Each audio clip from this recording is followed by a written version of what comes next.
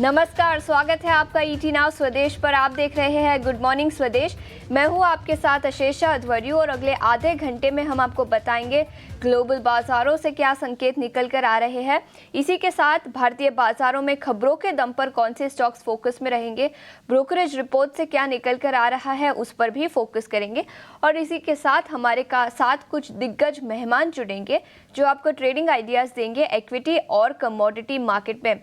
सबसे पहले gift Nifty पर नजर डालेंगे। करीब 70 अंकों की तेजी यहां पर दिखी है। 25,260 के पास गिफ्ट निफ्टी। पॉजिटिव ओपनिंग के संकेत गिफ्ट निफ्टी से निकल कर आ रहे हैं। याद रखिए, डोमेस्टिक बाजारों की बात करें तो काफ़ी इंपॉर्टेंट वीक है। रिजर्व बैंक ऑफ इंडिया की मॉनेटरी पॉलिसी कमेटी की मीटिंग आज से शुरू होगी। वेडनेसडे को उसका आउटकम आता हुआ नजर आएगा। याद रखें, कोई रेट कट की एक्सपेक्टेशंस नहीं है, लेकिन रिजर्व बैंक ऑफ इंडिया के गवर्नर की क्या कमेंट्री निकल कर आती है ग्रोथ को लेकर, इन्फ्लेशन को लेकर और इंटरेस्ट रेट एनवायरनमेंट को लेकर, वो काफ़ी इंपॉर्टेंट रहेगी। तो सबकी नज़र डोमेस्टिक क्यूज़ पर रहेगी। और इसके अलावा अर्निंग सीजन भी शुरू होगा। थर्सडे को आईटी सेक्टर के दिग्गज टीसीएस के नतीजे आएंगे और उसके बाद सैटरडे को एवेन्यू सुपरमार्ट के नतीजे। तो काफ़ी इंपॉर्टेंट वीक है। अर्निंग सीजन शुरू होता हुआ नजर आएगा और उसके अलावा रिजर्व बैंक ऑफ इंडिया की कमेंट्री पर भी सबकी नज़र रहेगी। ग्लोबल बाजारों की बात करें तो सबसे पहले अमेरिकी बाजारों पर फोकस करेंगे। शुक्रवार के ट्रेडिंग सेशन में काफ़ी अच्छा कारोबार रहा। डाउ जोन्स की बात करें तो करीब 0.9% की तेज़ी के साथ बंद होता हुआ नजर आया। याद रखिए, नॉन फार्म पेरोल्स का डेटा काफ़ी स्ट्रॉन्ग था। करीब 1.5 लाख जॉब क्रिएशन की एक्सपेक्टेशंस थी, लेकिन 2.54 लाख जॉब्स क्रिएट हुए, तो काफ़ी पॉजिटिव डेटा आया। अनएम्प्लॉयमेंट भी कम होता हुआ नजर आया। स्ट्रीट का मानना था कि अनएम्प्लॉयमेंट 4.2% पे आएगा, लेकिन एक्सपेक्टेशन से कमज़ोर 4.1% पे आया, जो काफ़ी पॉजिटिव था, जिसके चलते अमेरिकी बाजारों में शुक्रवार के ट्रेडिंग सेशन में शानदार तेज़ी दिखी। S&P 500 में 1% की तेज़ी। डाउ जोन्स में भी करीब 340 अंकों की तेज़ी के साथ रिकॉर्ड ऊंचाई पर बंद होता हुआ नजर आया। और नैस्डैक कॉम्पोजिट यहां पर भी करीब 1.2% की तेज़ी शुक्रवार के ट्रेडिंग सेशन में दिखी। कल के इवनिंग के फ्यूचर्स की बात करें तो अमेरिकी बाजार में यूएस फ्यूचर्स भी हरे निशान में काम कर रहे हैं। याद रखिए, अमेरिकी बाजारों में भी कई सारे इंपॉर्टेंट क्यूज और ट्रिगर्स है। इन्फ्लेशन का डेटा शुक्रवार को एक्सपेक्टेड है। इसी के साथ फेडरल रिजर्व ऑफिशियल्स की इंटरेस्ट रेट एनवायरनमेंट को लेकर कुछ कमेंट्री निकल कर आएगी, तो उस पर भी सबकी नज़र रहेगी। और वहाँ पर भी अर्निंग्स सीजन शुरू होता हुआ नजर आएगा। JP Morgan chase and company, bank of New York जैसी कुछ कंपनियां हैं जिनके नतीजे आएंगे, तो ग्लोबल बाजारों की भी नज़र अमेरिकी अर्निंग्स पर दिखेगी। इसी के साथ यूरोपियन बाजारों की भी बात कर लेते हैं। कैक 0.9% की तेज़ी के साथ बंद हुआ। डैक्स की बात करें तो यहाँ पर भी 0.5% की तेज़ी दिखी। FTSE में थोड़ी सी कमज़ोरी शुक्रवार के ट्रेडिंग सेशन में दिखी थी। कमोडिटीज़ पर भी नज़र डाल लेते हैं। सोना रिकॉर्ड ऊंचाई पर पिछले कुछ दिनों से तेज़ी दिखी है। अभी कॉमेक्स पर सोना $2,670 पर आउंस के आसपास। और ब्रेंट क्रूड की बात करें तो यहाँ पर भी अक्टूबर में अब तक करीब 8 से 9% की तेज़ी दिखी है। तो शानदार तेज़ी जियोपॉलिटिकल टेंशन्स के चलते ब्रेंट क्रूड में दिखी है। इंडिया के लिए नेगेटिव है, लेकिन फिर भी $77.6 पर बैरल के आसपास ब्रेंट क्रूड। इसी के साथ इंडस्ट्रियल मेटल्स की बात करें तो पिछले एक महीने में शानदार तेज़ी दिखी है। सितंबर 10 के लोज से देखें तो सभी इंडस्ट्रियल मेटल्स में तेज़ी दिखी है। एल्यूमिनियम में करीब 14% की तेज़ी। इसी के साथ जिंक, लेड, कॉपर, निकल, सभी इंडस्ट्रियल मेटल्स में करीब 10 से 14% की तेज़ी लंदन मेटल एक्सचेंज पर पिछले एक महीने में दिखी है। इनफैक्ट सिर्फ इंडस्ट्रियल मेटल्स ही नहीं, सोने की बात करें तो करीब 5% की तेज़ी पिछले एक महीने में, और चांदी में करीब 14% की तेज़ी दिखी है। तो कमोडिटीज़ में पिछले एक महीने में शानदार तेज़ी दिखी है। इसी के साथ FIIs और DIIs का एक्शन कैसा रहा उस पर भी नज़र डाल लेते हैं। DIIs ने करीब 8,900 करोड़ की खरीदारी शुक्रवार के ट्रेडिंग सेशन में की थी, लेकिन एफआईआईज की बिकवाली 5वें दिन लगातार शुक्रवार को बिकवाली दिखी करीब 9,900 करोड़ की। इंडेक्स फ्यूचर्स और इंडेक्स ऑप्शंस की भी बात करेंगे। इंडेक्स फ्यूचर्स में 5,300 करोड़ की बिकवाली, इंडेक्स ऑप्शंस में 44,000 करोड़ की खरीदारी शुक्रवार को दिखी। स्टॉक फ्यूचर्स में 2,800 करोड़ की बिकवाली, वहीं स्टॉक ऑप्शंस में करीब 7,700 करोड़ की बिकवाली शुक्रवार के ट्रेडिंग सेशन में दिखी। तो एफआईआईज की बिकवाली पिछले कुछ दिनों से दिखी है और शुक्रवार को भी कंटिन्यू होती हुई नजर आई। पिछला पूरा हफ्ता इंडेक्स लेवल पर देखें तो करीब 4 से 5% की गिरावट दिखी है और रियल एस्टेट सेक्टर सबसे ज़्यादा इम्पैक्टेड था। लेकिन आज सुबह गिफ्ट निफ्टी से बात करें तो पॉजिटिव संकेत निकलकर भारतीय बाजारों के लिए निकल कर आ रहे हैं। लेकिन इस बीच हमारे साथ डिम्पी भी जुड़ चुके हैं। Dimpy, good morning. बताएं, पिछला हफ्ता तो काफ़ी कमज़ोर था ग्लोबल मार्केट्स के लिए, लेकिन इंडियन मार्केट्स के लिए इन पर्टिकुलर ग्लोबली देखें तो भारतीय बाजार सबसे ज़्यादा इम्पैक्ट हुए। इस हफ्ते बाजारों की चाल कैसी रह सकती है और निफ्टी और बैंक निफ्टी पर कौन से लेवल्स पर हमें नज़र रखनी चाहिए? आशीषा, गुड मॉर्निंग। देखिए, पिछला हफ्ता न केवल ग्लोबल मार्केट्स के लिए थोड़ा डिस्टर्बिंग था, हम ऑलरेडी थोड़ा ओवर हीटेड भी थे। इसलिए ओवर हीटेड को थोड़ा कूल डाउन करने के लिए मार्केट को एक करेक्शन या फिर ये बोलूंगा कि प्रॉफिट बुकिंग करना पड़ा। अब बहुत सारे इंडिकेटर्स आपके ऐसे आ चुके हैं कि जहां पर अब आप थोड़ा हिम्मत से ये बात कह सकते हैं कि yes, now this is the time कि जब आप एंट्री वापस से पोजिशनिंग की थोड़ी बहुत कर सकते हो। पहले आते हैं लेवल्स पे, एफआईएस के नंबर पे। मैं थोड़ा पहले उस पर ज्यादा ध्यान दूंगा आपको। मैं आपको बता दूं, एफआईएस के नंबर अब 50s में हो चुके हैं। 58% की उनकी लॉन्ग पोजीशन है। आज से करीब 4 दिन पहले तक वो करीब 81% तक लॉन्ग थे। तो जो मैं ओवर हीटेड वाला कंसेप्ट आपको बता रहा था स्टार्टिंग में, ये ओवर हीटेड था, क्योंकि 81% से यार वो कहाँ लेंगे, इस तरह ले नहीं सकते थे। ये बात बहुत क्लियर थी और ये बात तय था कि मार्केट साइडवेज करेगा या तो इसको सेल करेगा, क्योंकि ओवर हीटेड है मार्केट। तो ओवर हीटेड होने की वजह से ऐसा हुआ और लास्ट में अभी 58% आ चुका है। मैं एक पॉइंट और इसमें नोटिस करता हूँ कि रिटेल के पास भी मोर देन 50% ऑफ कुछ हो चुकी है, जो पहले रिटेल के पास कुछ नहीं था। इस गिरावट में रिटेल थोड़ा इंटेलिजेंटली प्ले कर रहा है और उसने पिछले 2 दिन में थोड़ा बहुत माल भरा है मार्केट के अंदर, और मैं बोलूंगा सब्सटेंशियल अमाउंट ऑफ माल भर दिया। अब बाजार अगर चलता है तो रिटेलर्स को थोड़ा बेनिफिट आएगा। तीसरी इंपॉर्टेंट पॉइंट है डीआईएस के नंबर। डीआईएस में कुछ खास बड़ा चेंजेस नहीं हुआ है, वो जैसे थे एज इट इज है। 38-39% के आसपास की उनकी लॉन्ग पोजिशन है। Now come to the Nifty point. देखिए, 25,000 का जो लेवल है ना, ये 50 दिन का भी एवरेज है। तो सारे क्रिटिकल लेवरेज हमने तोड़े, लेकिन 50 डे एवरेज टिपिकली ट्रेडर्स की बहुत इंपॉर्टेंट एवरेज होती है। इसलिए 25,000 के ऊपर हमने एक बार ब्रेक किया, बट क्लोज इसके ऊपर किया। तो आज आपको गिफ्ट निफ्टी थोड़ा ठीक दिख रहा है। तो जब तक आप 25,000 के ऊपर आप रहेंगे, तब तक एक पुल बैक की प्रोबेबिलिटी हाई है। और ये पुल बैक कैसे और किस रूप में आएगा, ये थोड़ा समय लग सकता है, क्योंकि आपका शार्प फॉल है, एकदम से रिकवरी वी शेप नहीं आएगी, थोड़ा यू शेप रिकवरी हो सकती है। दूसरा पॉइंट है कि पुट कॉल रेशियो भी काफी अट्रैक्टिव हो चुका है। 0.69 है और 0.55 पे निफ्टी ऑलमोस्ट ओवरसोल्ड हो जाता है।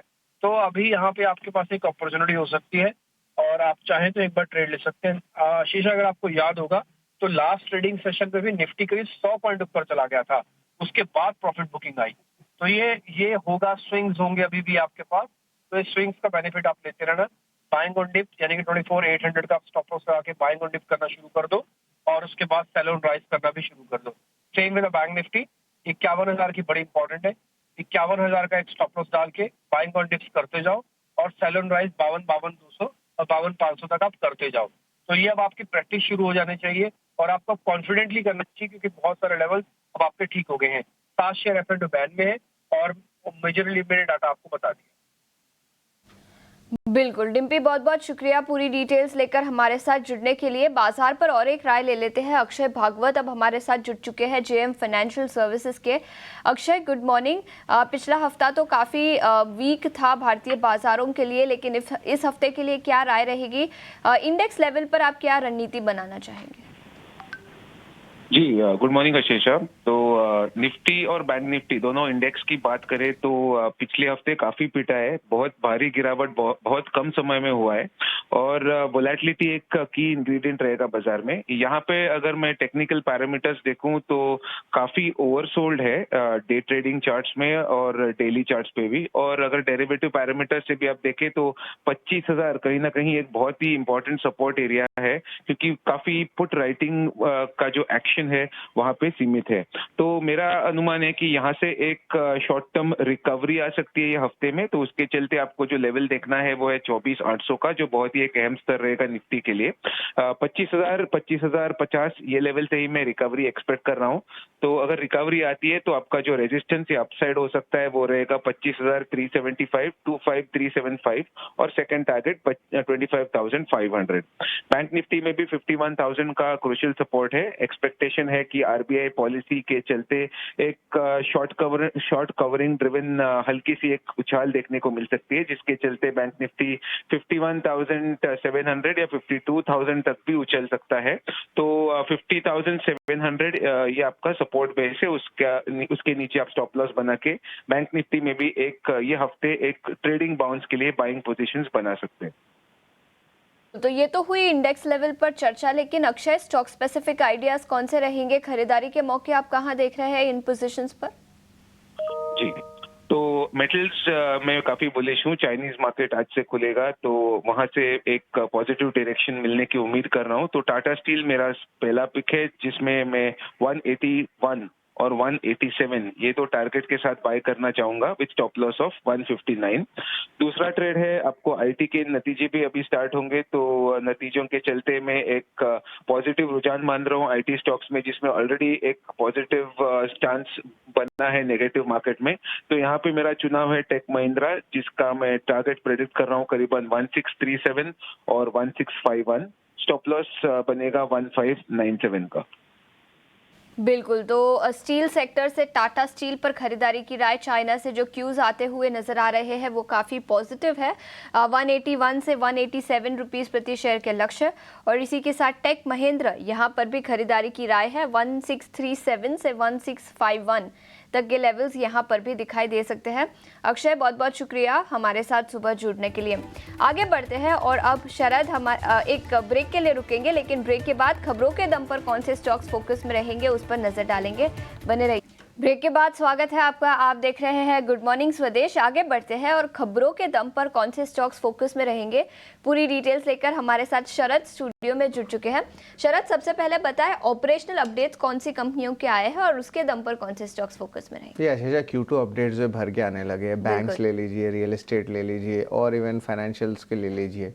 तो सबसे पहले जो है ना, हम बता देते कि नतीजे कैसे रहे हैं, ये ज़्यादा सिंपल होता है। यहाँ पे Adani Wilmar, Macrotech developers, Godrej properties, federal bank, इन स्टॉक्स में जो हम कहेंगे कि स्ट्रॉन्ग बिजनेस अपडेट्स देखने मिले हैं। बंधन बैंक की अगर सबसे पहले बात करें तो यहाँ ओवरऑल जो है एडवांसेस और डिपॉजिट्स में अच्छी इंप्रूवमेंट आई है। यूनियन बैंक की भी largely inline set of numbers रहे हैं, स्ट्रॉन्ग कह सकते हैं। थोड़ी सी एडवांसेस में भी अच्छी मूवमेंट आई है। अदानी विल्मर अच्छे नतीजे आए हैं, strong double digit revenue growth आया है 16% ईयर ऑन ईयर बेसिस पे, और डिस्ट्रीब्यूशन नेटवर्क पे भी अच्छी मोमेंटम आई है। टाइटन की जो है 25% की ग्रोथ देखने मिली है, लार्जली इनलाइन रहे हैं, 75 नए स्टोर्स ऐड हुए हैं। फेडरल बैंक की बात करें तो यहाँ पे अच्छी अपडेट देखने मिली है। यहाँ पे देखा जाए तो 16% का डिपॉजिट्स का टोटल ग्रोथ आया है, और क्रिसिल रेटिंग्स ने भी जो एक टाइप से अपग्रेड की है उनकी फिक्स डिपॉजिट्स को लेके। रियल एस्टेट की बात करें तो गोदरेज प्रॉपर्टीज अपने हाईएस्ट एवर Q2 नंबर्स अपने बुकिंग्स की दिखाई है, और इसके अलावा जो गाइडेंस है FY25 का ऑलरेडी वो 50% से ज़्यादा कर चुकी है। टाटा स्टील की बात करें तो मिले जुले या इनलाइन सेट ऑफ नंबर्स कहेंगे, प्रोडक्शन 5% ऊपर ईयर इन ईयर बेसिस पे। और आखिर में इन्फो एज की बात करें तो यहाँ पे अच्छी बिलिंग्स देखने मिली है, 14% बढ़ा है ईयर ऑन ईयर बेसिस पे। तो ये अहम Q2 अपडेट्स है जिस पे आपकी फोकस होनी चाहिए। और इसके अलावा ऑफकोर्स अगर वीक Q2 अपडेट्स की बात करें तो इसमें IndusInd bank, Ujjivan small finance bank भी शामिल होते हैं। बिल्कुल, तो कई सारी कंपनियां जो ऑपरेशनल अपडेट्स के दम पर फोकस में रहेंगी, लेकिन शरद, इसके अलावा खबरों के दम पर और कौन से स्टॉक्स फोकस में रहेंगे? जी बिल्कुल, खबरों के दम पे अगर बात करें तो लुपिन सबसे पहले फोकस में रहेगा। यहाँ पे जो है एक टाइप से स्लाइट नेगेटिव इम्पैक्ट स्टॉक में देखने मिल सकता है। इनको 5 ऑब्जर्वेशंस देखने मिले हैं, प्री अप्रूवल इंस्पेक्शन जो US FDA किए हैं उनके बायोटेक फैसिलिटी जो पुणे में लोकेटेड है। अब बात करें तो CG पावर ने भी जो है रेडियो फ्रिक्वेंसी कंपोनेंट्स के जो है एक्वायर किए हैं, अब ये सेमीकंडक्टर डिज़ाइन को लेके है, तो इस पे जो है एक मोमेंटम बन सकता है स्टॉक में। हाल ही में जो है कंपनी ने अनाउंस भी किया था कि वो जो है फुल ऑन जो है सेमीकंडक्टर की यहाँ पे जो है ग्रोथ की बात करेंगे। अब बात करते हैं वरुण बेवरेजेस के लिए। यहाँ पे 9 अक्टूबर को एक बहुत इंपॉर्टेंट बोर्ड मीट है जहाँ पे कंसिडर कंपनी करने वाली है QIP प्लेसमेंट। JSW स्टील के लिए भी इंपॉर्टेंट न्यूज़ फ्लोज आ रहा है। NCLT ने जो है ऑर्डर पास कर दिया सैंक्शनिंग का, जहाँ पे वो मर्ज करेंगे अपनी 2 होली ओन्ड आर्म्स को लेके। तो एक टाइप से स्लाइट पॉजिटिव रिएक्शन स्टॉक में देखने मिल सकता है। जियो फाइनेंशियल सर्विसेज, यहाँ पे इंपॉर्टेंट डेवलपमेंट हुई है। सेबी ने अप्रूवल दे दिया कंपनी को और ब्लैक रॉक को, जिस तरह वो को स्पॉन्सर बन सकते हैं उनके म्यूचुअल फंड के लिए। आईटीसी का एक अपडेट आया है, जो होटल बिजनेस का डिमर्जर था जो पहले ही अनाउंस कर दिया गया था, उसका एक अपडेट देखने मिला है। यहाँ पे जो है आप कह सकते हैं जो स्कीम अरेंजमेंट आई थी, यहाँ पे सैंक्शन हो गई है एनसीएलटी कोलकाता से इस मर्जर को। तो एक टाइप से आप कह सकते हैं एक पॉजिटिव स्टेप जा रहा है, जहाँ पे वैल्यू अनलॉकिंग शेयर होल्डर्स के लिए देखने मिल सकती है, जिस तरह होटल बिजनेस डिमर्ज होगा। और आखिर में अपोलो टायर्स भी फोकस में रहेगा। एलआईसी ने जो है यहाँ पे स्टेक थोड़ी बढ़ाई है, अब इनकी स्टेक 5% के ऊपर हो गई है। और कंपनी ने जो है ओवरऑल अगर एलआईसी की बात करें तो उन्होंने एक नई single premium product micro term insurance plan भी लॉन्च किया है। तो लार्जली जो है आशीषा फोकस में रहने वाला है आपका Q2 अपडेट्स, यहीं पे ज़्यादा एक्शन देखने मिलेगा। और ऑफ कोर्स जो है थोड़े बहुत ही कंपनीज है जो खबरों वाले शेयर्स पे फोकस आज रहेंगे। बिल्कुल, तो Q2 अपडेट्स पर सबकी नजर रहेगी। इसके अलावा Jio financial services, Lupin, Varun beverages जैसे कुछ स्टॉक्स भी आज फोकस में रहेंगे। शुक्रिया पूरी डिटेल्स लेकर हमारे साथ जुड़ने के लिए। आगे बढ़ते हैं और ब्रोकरेज रिपोर्ट से आज सुबह क्या निकल कर आया है ये बताने के लिए हमारे साथ अब वरुण जुड़ चुके हैं। वरुण, गुड मॉर्निंग, बताएं। Good morning Ashisha. तो शुरुआत करूंगा वेदांता के साथ, जहाँ पे इनिशिएट किया गया है कवरेज 600 रुपये के प्राइस टारगेट के साथ। तो यहाँ पे काफ़ी अच्छी ग्रोथ देखने मिल सकती है और खासकर ये कंपनी जो अपना ओवरऑल डेट कम कर रही है उसका एक बड़ा इंपैक्ट आपको इस कंपनी पे देखने मिलेगा। इसके लिए आप यहाँ पे खास नजर रखिएगा। इन्वेस्टेक की टाइटन पे रिपोर्ट है, जहाँ पे होल्ड के कॉल है और प्राइस टारगेट 4100 रुपये का है। यहाँ पे इनका कहना है कि ओवरऑल रेवेन्यू ग्रोथ अगर आप देखेंगे तो स्ट्रॉन्ग था, लेकिन पैट ग्रोथ जो है वो लाइकली थोड़ा बहुत म्यूटेड रह सकता है। वॉचेस और वेरिएबल्स में ग्रोथ अच्छी देखने मिली है। ज्वेलरी में अगर आप देखेंगे तो ग्रोथ अच्छी है, लेकिन स्टड जो है मिक्स वहाँ पे थोड़ा बहुत डेंट देखने मिला है। मैक्वेरी का टाइटन पे रिपोर्ट है, जहाँ पे आउट परफॉर्मर का कॉल है और यहाँ पे भी 4100 के आसपास का प्राइस टारगेट है। इनका कहना है कि ओवरऑल ज्वेलरी की कमेंट्री जो है वो हेल्दी है। प्री जो सेल्स है Q2 की वो एस्टिमेट से बेटर है और एबिटा ग्रोथ अनुमान लगा रही है कि स्टैंडअलोन बेसिस पे 9% के आसपास आपको देखने मिल सकती है। सिटी का भी न्यूट्रल का कॉल है, 4110 के आसपास का प्राइस टारगेट इनका भी यहाँ पे देखने मिल रहा है। मैक्रोटेक नमूरा का कॉल है, खरीदारी की सलाह 1600 का प्राइस टारगेट है। इनका कहना है कि ऑपरेशनली स्ट्रॉन्ग क्वार्टर देखने मिला है और आउटलुक जो है इनका पॉजिटिव है। फेडरल बैंक नमूरा का यहाँ पे खरीदारी की सलाह 240 का प्राइस टारगेट है। इनका कहना है कि ओवरऑल लोन ग्रोथ अगर आप देखेंगे तो स्ट्रॉन्ग है। कासा ग्रोथ जो है वो भी स्टेडी देखने मिली है। बंधन बैंक जेफरीज खरीदारी की सलाह 240 का प्राइस टारगेट। इनका कहना है कि ओवरऑल बैलेंस शीट ग्रोथ अगर आप देखेंगे तो स्ट्रॉन्ग है, लेकिन कलेक्शन एफिशिएंसी अगर आप देखेंगे तो वहाँ पे थोड़ा बहुत धीमापन देखने मिला है, खासकर क्वार्टर ऑन क्वार्टर।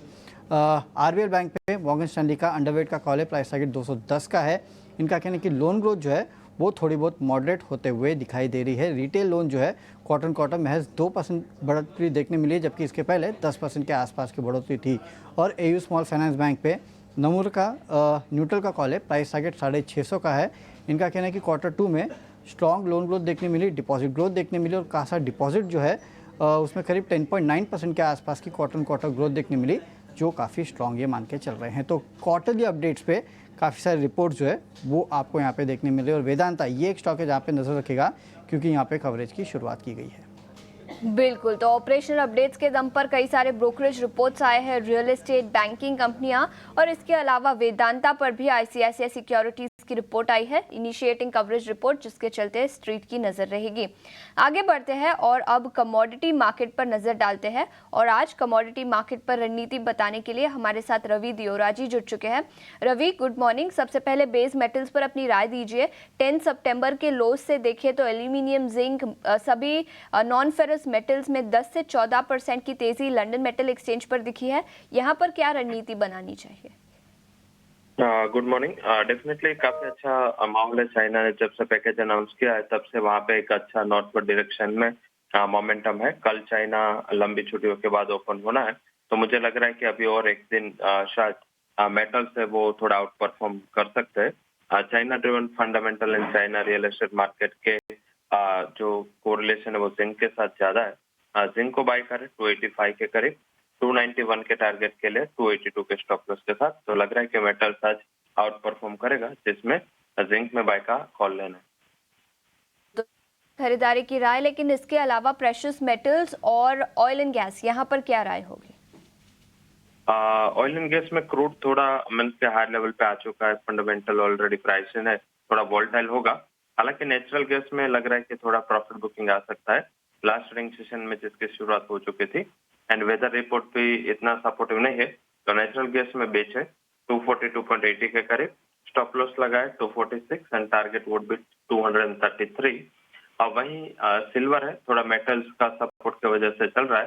हालांकि गोल्ड अंडर परफॉर्म करेगा क्योंकि चाइना ने अगले 5 महीने तक रिजर्व ना बढ़ाने की बात की है गोल्ड के रिजर्व, तो इस हिसाब से वो सबड्यूट रहेगा। But silver buy and dips करना है, अप्रोक्सीमेटली 93,000 बाय करें। स्टॉप लॉस 92,600 का लगा है। 1 से 2 ट्रेडिंग सेशन में सिल्वर में 94,800 तक के लेवल की उम्मीद करनी चाहिए। बिल्कुल 94,800 तक के लेवल्स चांदी में दिखाई दे सकते हैं। इसी के साथ नेचुरल गैस पर बिकवाली की राय है, लेकिन जिंक पर खरीदारी की राय। रवि जी बहुत बहुत शुक्रिया समय निकालकर ईटी नाउ स्वदेश के साथ जुड़ने के लिए। इतना ही समय था हमारे पास इस शो पर, लेकिन जाते जाते गिफ्ट निफ्टी पर नजर डाल लेते हैं।